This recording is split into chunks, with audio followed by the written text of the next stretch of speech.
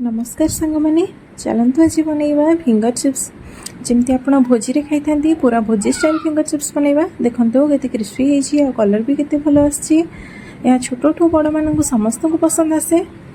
चलतु यार रेसिपी जाना तो आ पूर्व आपको जब वीडियोटी भल लगे तो लाइक शेयर कमेंट और सब्सक्राइब निश्चित करेंगे।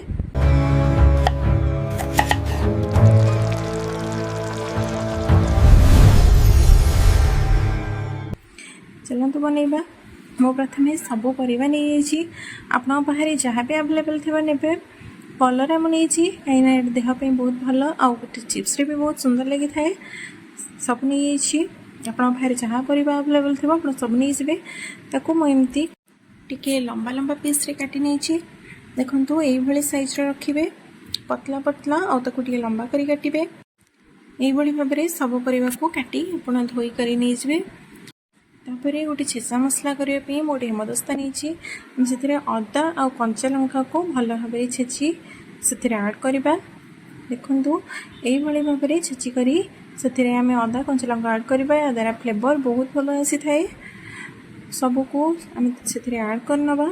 तापर मुझे काश्मीर चिल्ली पकाउची कहीं आम कंचा लंका आड कर तो राग लंका मुझे आड करूनी बहुत राग हो जदि आप राग पसंद थी निश्चित पकेबे। तापर स्वाद अनुसार आम लुण आड करवा लुण पर आम हलदी गुंड आड करवा हलदी गुंड आड कर सारापर आम से जीरा गुंड को आड करवा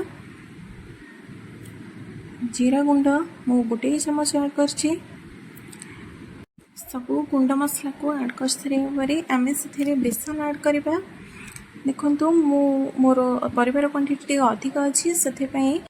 मु पाखापाखि गोटे फुल गिना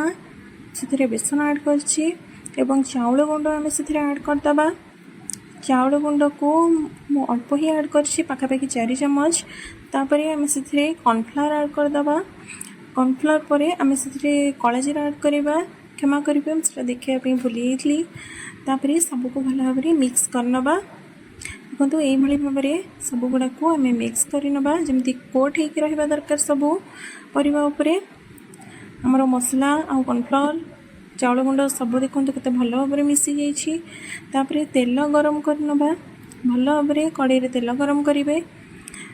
तेल पूरा भल गरम हवा दरकार ताहले से क्रिस्पी हम आमर फिंगर चिप्स ये भाव में सब गुड़ा को आम धीरे धीरे देदेबा बहुत अधिक देदेनि ना छाड़ापी प्रोब्लेम हम देखु ये भाव में आम एपट सेपट कर सब परिवा को छाणी नवा ताकू भल उपरे आम क्रिस्पी हाँपाई छाड़ा मझे मझे ये भाव में चल नौथे देखु यही भाव में जपर्यंत भल कलर न आम छाणा देखु केते बढ़िया है फिंगर चिप्स थे रेडी आमर क्रिस्पी फिंगर चिप्स आपण या लंच सहित निश्चित ट्राए करूँ